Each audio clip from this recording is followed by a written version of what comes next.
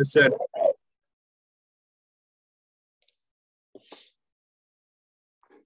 तो होता क्या है कि जब हम लोग कोई भी करंट कैरिंग कंडक्टर को मैग्नेटिक फील्ड में रखते हैं, ठीक है, जब भी हम लोग कोई करंट कैरिंग कंडक्टर को मैग्नेटिक फील्ड में रखते हैं तो एक फोर्स को एक्सपीरियंस करता है और फोर्स का डायरेक्शन हम लोग फ्लेमिंग लेफ्ट हैंड रूल से निकालते हैं, ठीक है। तो होता क्या है कि जब कंस्ट्रक्शन वाइज हम लोग पढ़ चुके हैं कि मोटर और जनरेटर सेम होता है, पढ़े थे ना पहले हम लोग।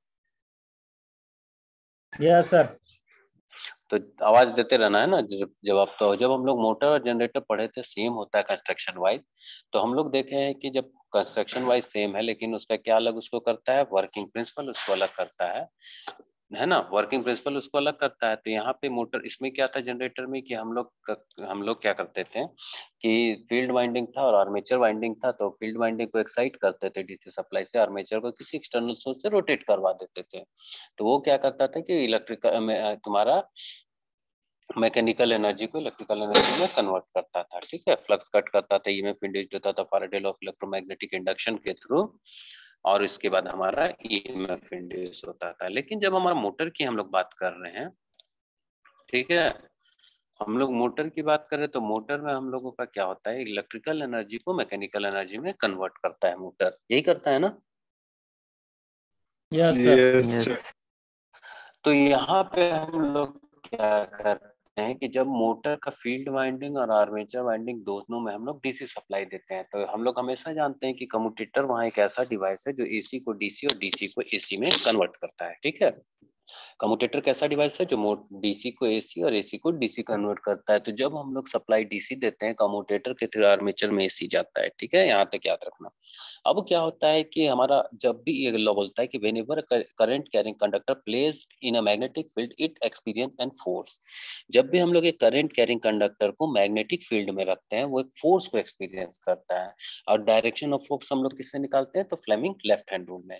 तो जैसे हम लोग पढ़े थे, याद करो, आर्मेचर रिएक्शन में तो हम लोग क्या किए थे कि दो तरीके का इस चीज को पढ़े थे ना, जो एक नॉर्थ वाले को डॉट में दिखा रहे थे और साउथ वाले को क्रॉस में दिखा रहे थे, याद आया। Yes sir.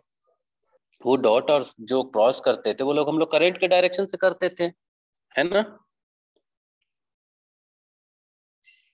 Yes sir, same direction होगा तो क्रॉस, सेम नहीं होगा तो डॉट डॉट।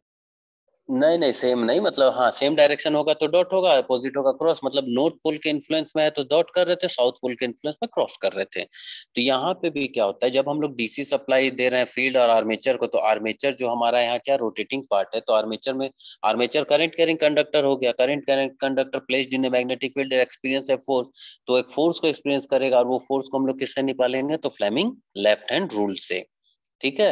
हम लोग जानते हैं फ्लेमिंग लेफ्ट हैंड रूल क्या बोलता है कि हमारा जो करंट और मैग्नेटिक फील्ड और इसका डायरेक्शन से हम लोग फोर्स का डायरेक्शन निकाल लेंगे।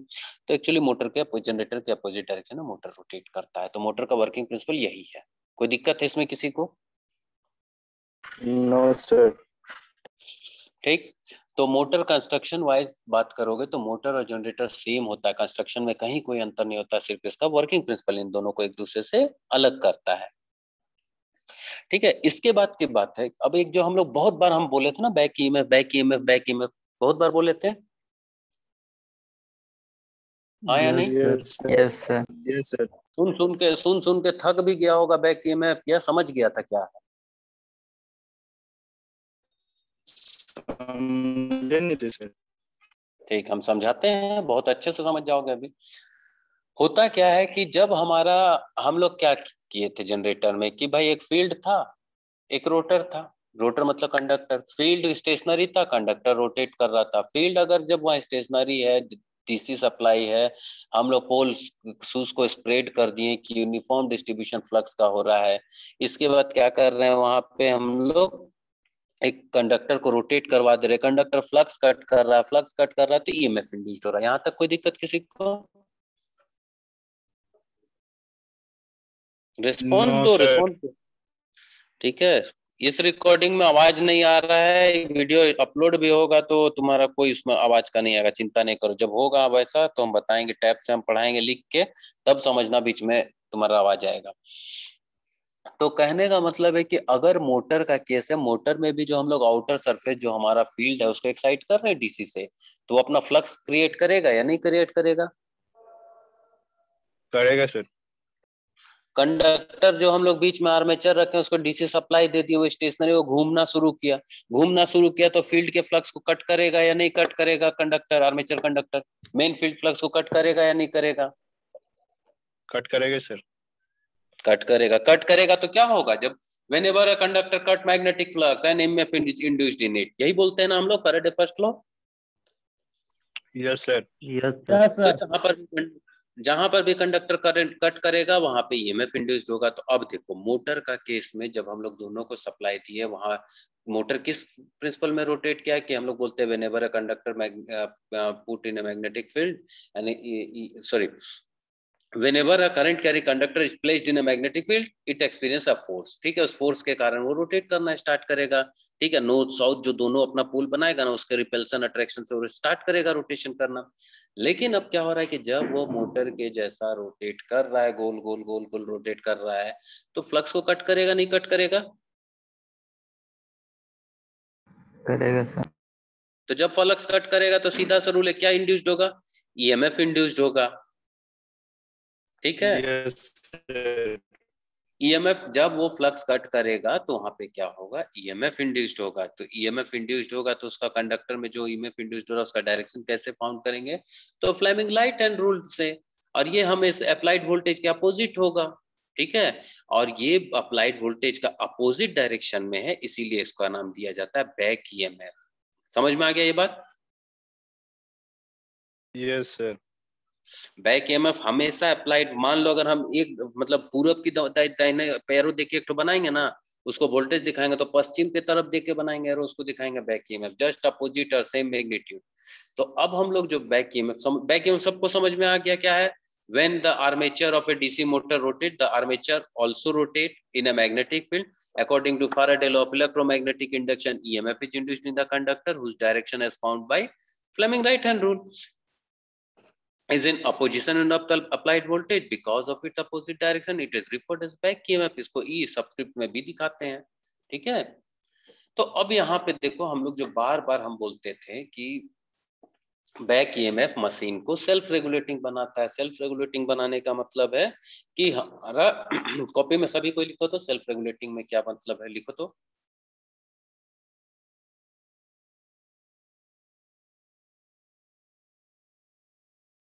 लिखा सेल्फ रेगुलेटिंग सभी को कॉपी में लिखा? Yes sir. लिखो स्पीड बढ़ेगा, सॉरी पहले लिखो लोड कम बढ़ेगा, लोड बढ़ेगा,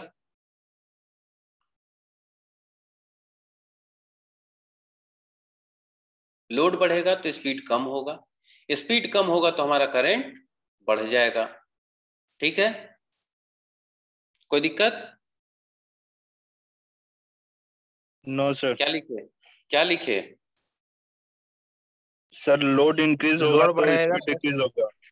हाँ, लोड इंक्रीज होगा स्पीड डिक्रीज होगा। सीधा से एग्जांपल, बाइक सभी को ही हम लोग चलाते हैं, सिंगल हम बाइक चला रहे हैं और एक्सीलेटर देते हैं, बाइक तेजी से बढ़ता है नहीं बढ़ता है?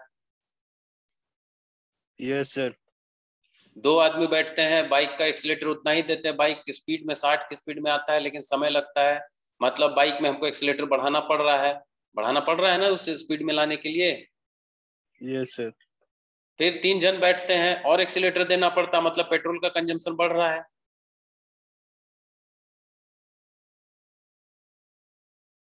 हाँ या नहीं? यस। यस चार सर। लोग बैठा देंगे, 4 लोग बैठा देंगे और पेट्रोल का कंजम्पशन बढ़ेगा नहीं बढ़ेगा?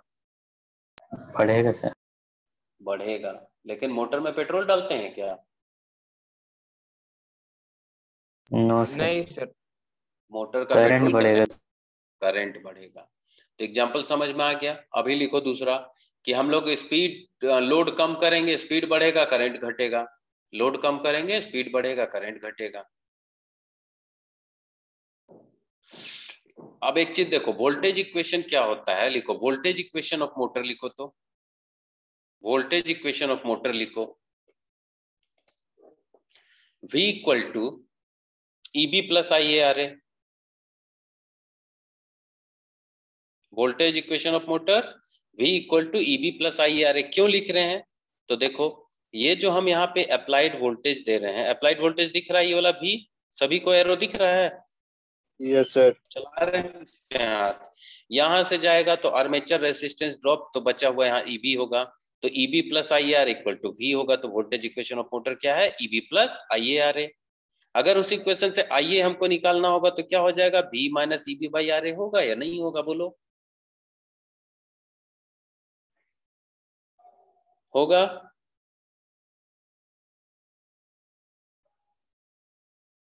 बोलो जल्दी। अरे V equal to EB plus IARA से अगर हम IA का वैल्यू निकालने बोलेंगे तो क्या आएगा?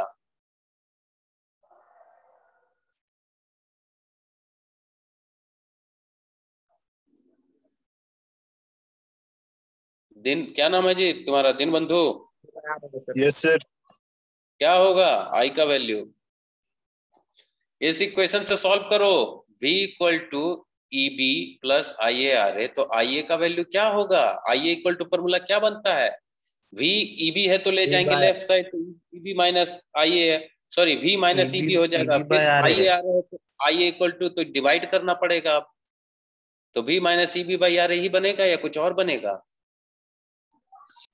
यही बनेगा। यही बनेगा सर। यही बनेगा। बहुत बढ़िया से क्लियर है।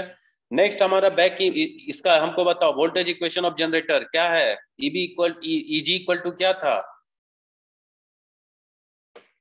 सबनम दिक्कत नहीं ना है? V minus IARA। क्या? V माइनस IARA EG बराबर। यही होगा।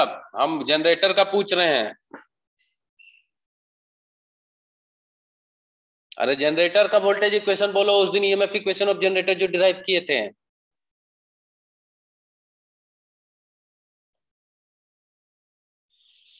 लिखो EG equal to 5ZN by 60 into P by A। पढ़ाए थे नहीं पढ़ाए थे? Yes, sir. तो बोलते क्यों नहीं हो? यहाँ पे इक्वल टू लिखा हुआ, इक्वल टू नहीं होगा, यहाँ इंटू होगा। लिखो 5ZN by 60 into P by A। EB equal to 5ZN by 60 into P by A। लिख लिया? Yes, sir. EB equal to 5ZN by 60 into P by A। अब देखो यहाँ पे फ्लक्स अगर हम कांस्टेंट मान लेते हैं, करंट हम कांस्टेंट मान लेते हैं, number of conductor constant, 60 constant, parallel pole constant, path करते, तो EB directly proportional to speed हो जाएगा। बैक EMF किस पे डिपेंड करता है? स्पीड पे डिपेंड करता है। हम लोग क्या बोले थे? जितना स्पीड में हमारा जो स्पीड है directly proportional to generated EMF है। ठीक है, एक एग्जांपल लिखो। V इक्वल टू 230 वोल्ट लो। 230 वोल्ट लिया? Yes sir. Yes sir. Yes, sir. अब हम यहाँ बोले EB directly proportional to N हो गया। अब मान लो मेरा EB इक्वल टू एक बार आ रहा है 220, EB इक्वल टू 220 लिखा। Yes, sir. आर्मेचर रिएक्शन लिखो 0.035, आर्मेचर रेसिस्टेंस लिखो 0.05। अच्छा 0.05 नहीं लिखो, 5 लिखो, सीधे 5 लिखो। लिखा 5? Yes, sir. इससे आइए निकाल के बताओ क्या आ रहा है वैल्यू।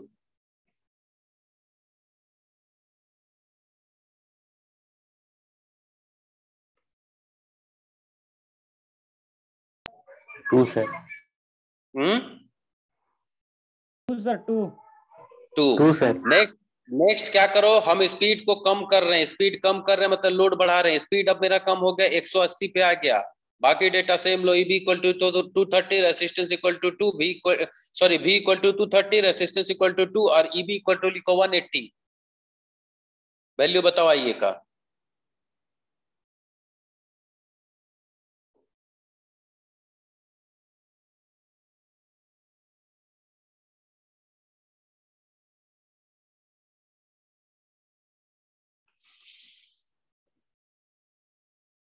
वन 180 किसको लेंगे सर?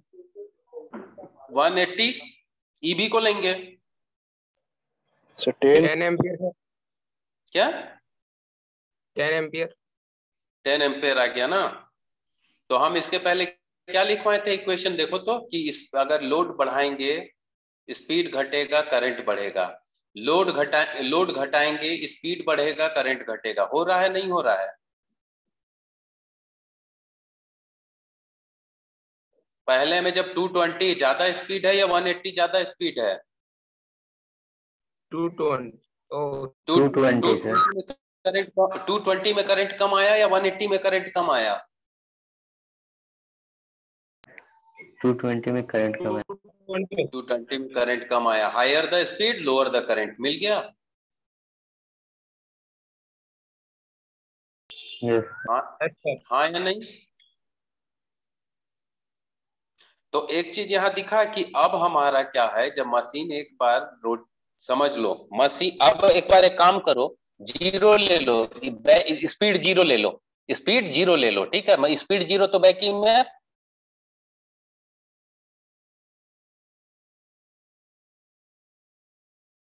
अरे स्पीड जीरो तो बैकिंग में है। Sir zero sir. हाँ तो 230 जो लिए थे भी, तो 230 माइनस जीरो बाई कितना बोले थे रेसिस्टेंस? 5। 5 बोले थे। तो 230 by minus zero by 5 equal to 230 by 5। 230 by 5 कितना वैल्यू आ रहा है करंट का? वैल्यू बोलो।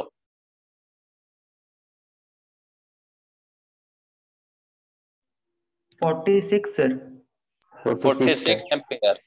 तो अब तुमको एक चीज देखो, जब करंट मोटर रेस्ट में है तो स्टार्ट होने के लिए 46 एम्पियर, फिर जैसे जैसे स्पीड तुम्हारा 220 की ओर जाएगा करंट घटते जा रहा है। यस। स्पीड बढ़ रहा है, बैक में बढ़ रहा है, करंट घट रहा है, स्पीड बढ़ रहा है, बैक में बढ़ रहा है, करंट घट रहा है। दिख रहा है ये चीज? अब न्यूमेरिकल में दिख गया ये चीज सबको? Yes sir. यस। तो अभी जो दिमाग में हम लोग का था कि सर, जो पहले बहुत जन के कंफ्यूजन होगा कि सर 1.5% ले रहे हैं, बैक ईएमएफ कहाँ है, क्या है, कैसे कर दे रहा है, सब जादू कहाँ से हो रहा है, कैसे जादू? समझ में आ गया सबको?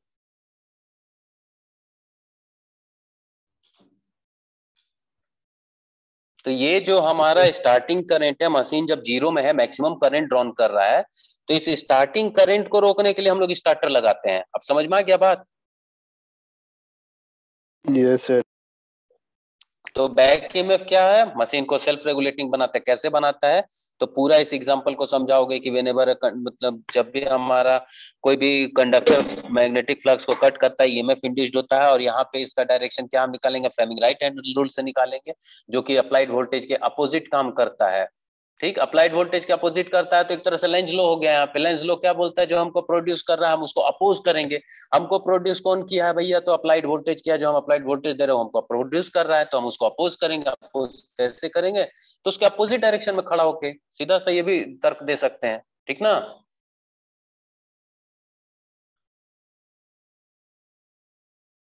तो आज क्या क्या समझ में आ गया तुम लोग को?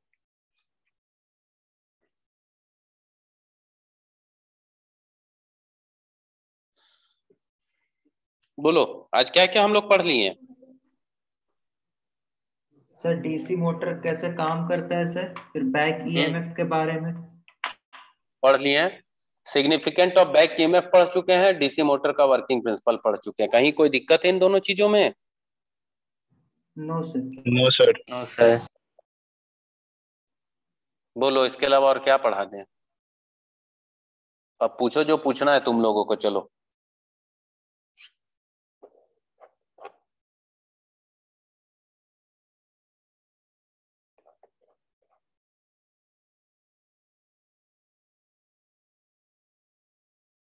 देखो, back EMF depends on armature speed.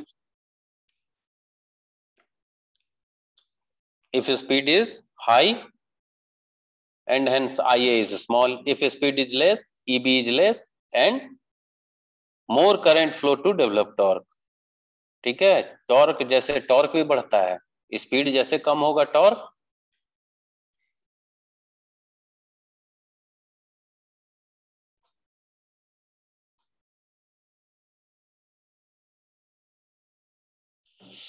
क्या बोल रहे हो?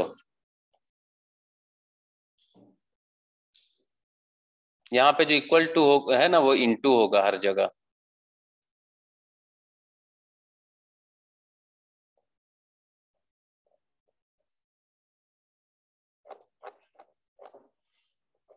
कुछ डाउट है तो बोलो अब इसमें। No sir.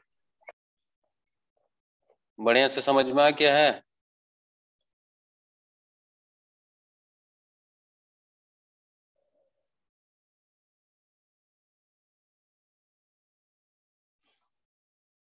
तो अब हम सवाल पूछें।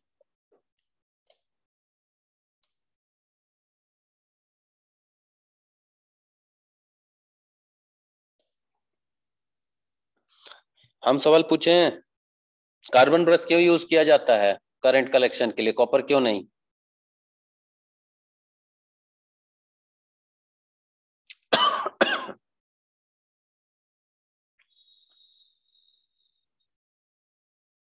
अच्छा, केमिस्ट्री यहाँ किसका किसका अच्छा है, थोड़ा बहुत?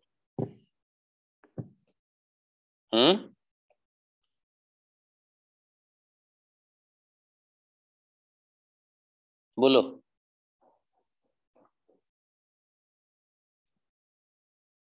कोई रिस्पॉन्स नहीं आ रहा है।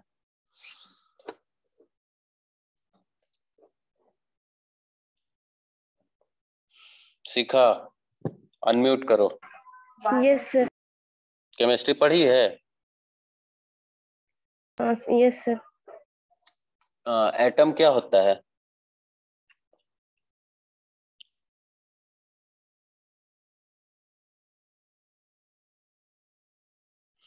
प्रोटॉन कौन सा चार्ज होता है? इलेक्ट्रॉन, प्रोटॉन, न्यूट्रॉन, क्या क्या चार्ज होता है तीनों का? सर प्रोटॉन पॉजिटिव चार्ज रहेगा, इलेक्ट्रॉन नेगेटिव, जो न्यूट्रल और न्यूट्रॉन का सर न्यूट्रल रहता है सर। न्यूट्रल रहता है। प्लेस कहाँ होता है? इलेक्ट्रॉन और न्यूट्रॉन साथ रहता है, प्रोटॉन और न्यूट्रॉन साथ रहता है न्यूक्लियस में? प्रोटॉन और न्यूट्रॉन। प्रोटॉन और न्यूट्रॉन साथ रहता है न्यूक्लियस में, क्लियर है? इलेक्ट्रॉन क्या करता है?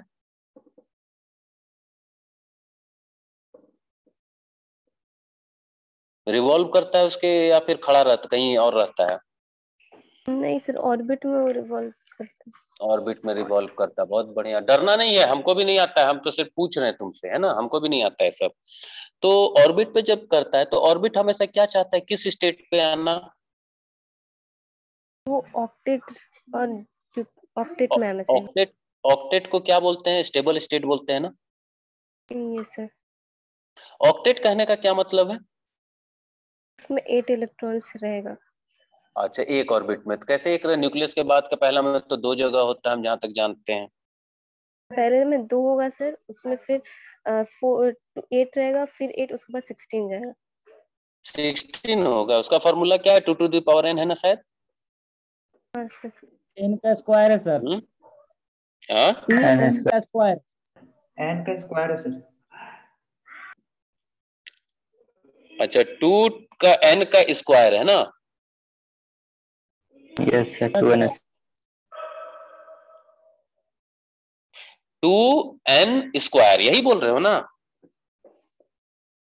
Yes sir. ठीक।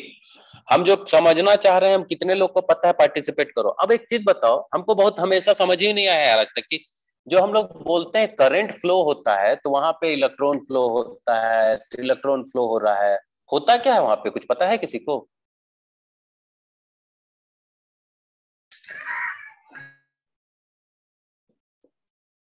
एटॉमिक नंबर कितना है कॉपर का?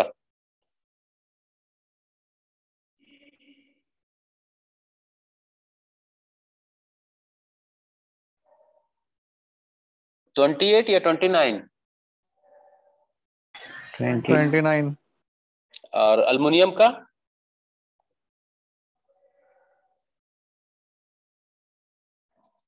13, यही है ना?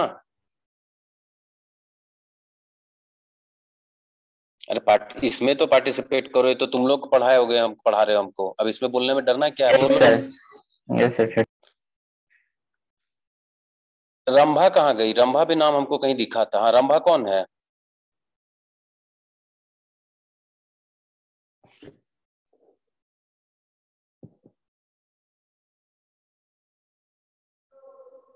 चलो, इसको कभी जवाब नहीं। तो अब एक चीज बताओ, जैसे हम इसको बोर्स एटॉमिक मॉडल के हिसाब से अगर हम इसको सेट करते हैं, तो पहला में 2 चला जाएगा मेरा इलेक्ट्रॉन, 2 इलेक्ट्रॉन जाएगा ना? Yes sir. दूसरे में 8 जाएगा, 18 हो गया, सॉरी 8 2 10 हो गया। Yes sir. तीसरे में कितना जाएगा? 3 सर। 3 सर। 3 जाएगा। 18 सर। एल्युमिनियम रहेगा सर। अरे यार हम कॉपर की बात कर रहे हैं, सॉरी मेरा कंफ्यूजन था, सवाल कॉपर की बात कर रहे हैं। चलो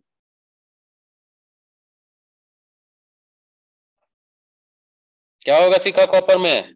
तीसरे ऑर्बिट में कितना जाएगा?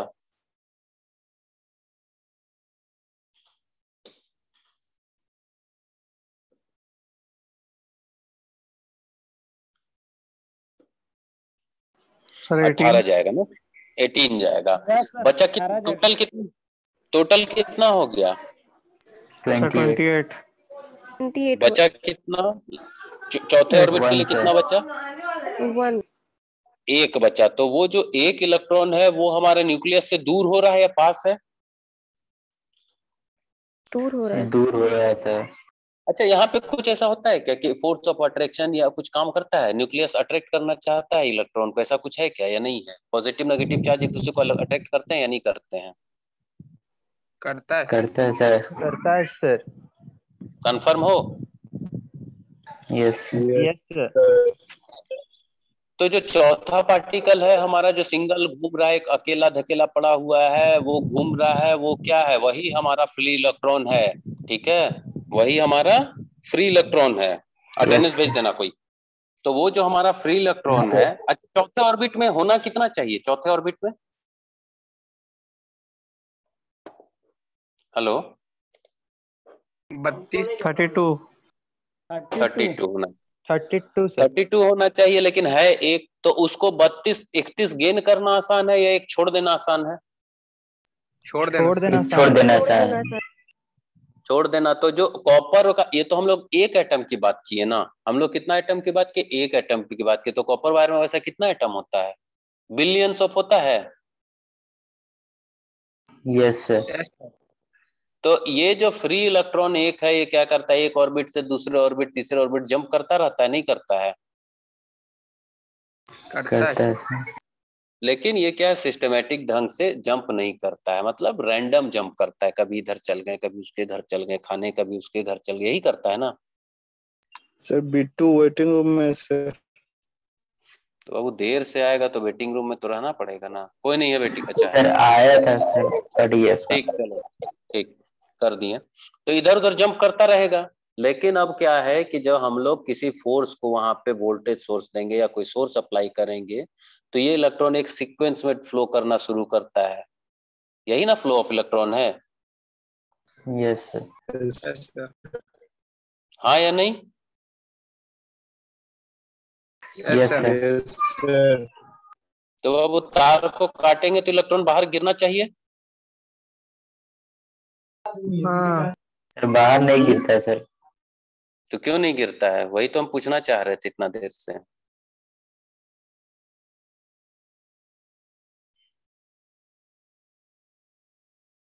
सर जिस एटम में रहता है वही वहीं पे रहता है। वहीं पे रहता है, बाहर नहीं गिरेगा। नो सर अरे बाहर नहीं गिरेगा, फिर जांच जब मार हम दिए उसके चार्ज बाद से। सप्लाई दे दिए तो ये फ्री इलेक्ट्रॉन तो अपना चौथा ऑर्बिट छोड़ के एकदम फ्लो करना स्टार्ट किया, एक सीध में, है ना, एक स्ट्रीम लाइन में फ्लो करना शुरू किया। यही ना होता है? और यस डिस्कनेक्ट हो सर। जाएगा तो क्लास खत्म, है ना? 7 मिनट में डिस्कनेक्ट होगा, क्लास खत्म, अटेंडेंस भेज दो कोई। तो चलो हम लोग करंट सीख गए बढ़िया से।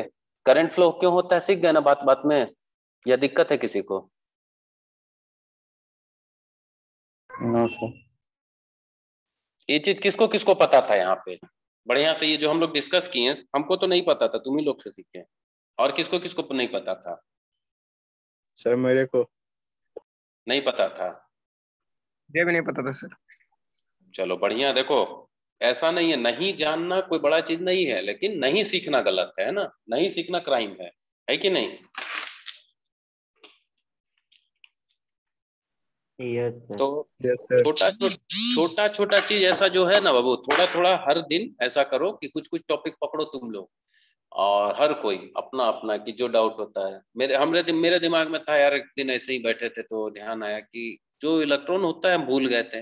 फ्री इलेक्ट्रॉन होता है, कैसे मूव करता है, क्या मूव करता है यार, कहाँ जंप कर रहा है, लेकिन पता है कि तार के अंदर वो एटम अपना मूव करता रहता है रैंडम। हमको कल कौन पढ़ाएगा इलेक्ट्रोलाइसिस प्रोसेस, कौन पढ़ाएगा केमिकल रिएक्शन, कौन पढ़ाएगा बैटरी का? बोलो।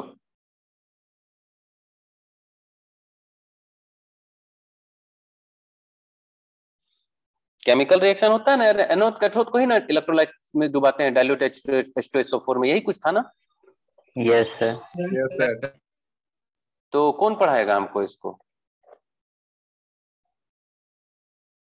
कल बता देंगे सर। बढ़िया से, मतलब ऐसे ही समझाना होगा। यस सर, कोशिश करेंगे सर। चलो, इससे क्या फायदा होगा जानते हो? अच्छा एक चीज है, सिर्फ 2 ही 3 लोग को नहीं पता था जी करंट, बाकी सबको पता था करंट फ्लो कैसे होता है। सर पता था सर। तुमको पता था अब्दुल को, और बाकी को? No sir. दीन बंधु को नहीं। नो चलो सर। हाथ उठाओ तो जिसको जिसको नहीं पता तो हाथ उठाओ तो ईमानदारी से। मेरा हाथ तो सबसे पहले उठा रहे हैं, चलो।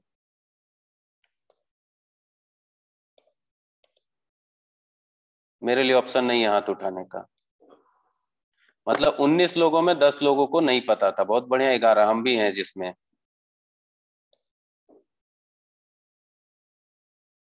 चलो, तो आज समझने को सीखने मिला ना ये चीज सभी को। यस। Yes sir. तो ऐसे ही छोटा छोटा चीज को धीरे धीरे लेके हम लोग पढ़ेंगे। अब क्या करो, आज जैसे हम बात किए ना इलेक्ट्रॉन फ्लो का, तो थोड़ा सा इसको खोजो, रिसर्च करो इस पे कि हाँ सर बताए हैं तो भाई सही में 29 होता है कि नहीं।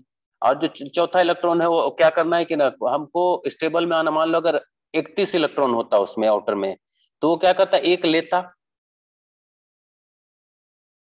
है ना, या 31 का 31 डोनेट करता? नहीं सर, एक ले लेता। सर।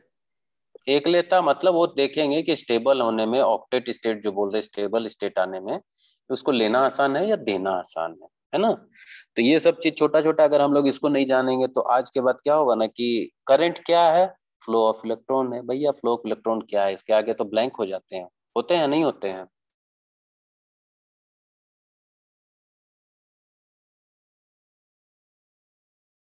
अच्छा, इंसुलेटर में इलेक्ट्रॉन होता है कि नहीं?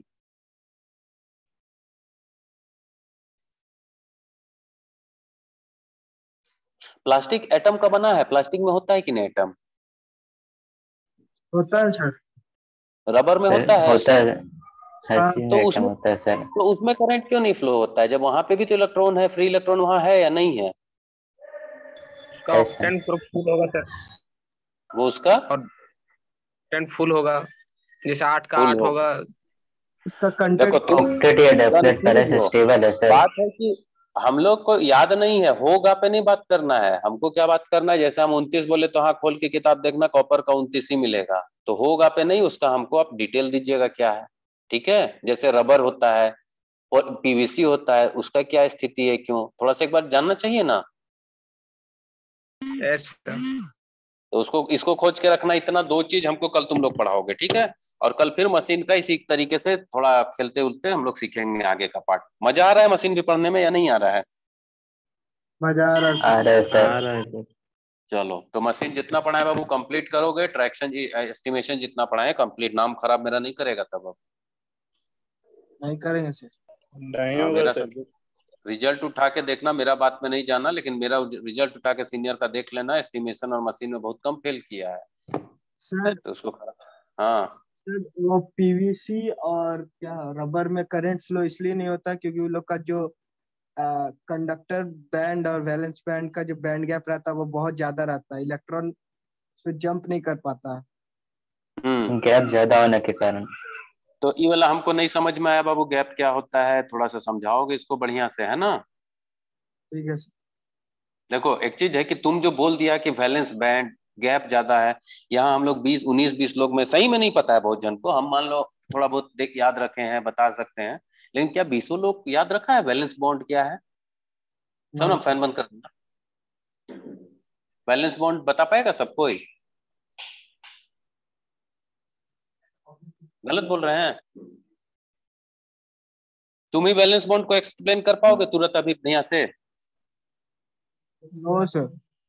फ्री गैप जो बोल रहे नहीं ना कर पाओगे, तो उस चीज को बढ़िया से पढ़ लोगे, कल हमको समझाओगे एकदम बढ़िया से कि हाँ यही होता है सर, इसमें ऐसे ऐसे, और जहां कमी होगा हम पूरा करेंगे अगर हमको आता होगा तो। ठीक है? Yes sir. क्या ऐसा पढ़ने का मन है या छोड़ दें सब, सिलेबस खाली पढ़ाएं? ठीक, तो इसको करके रखेंगे। चलो क्लास खत्म कर रहे हैं, यहीं तक रखते हैं आज, है ना? Yes sir.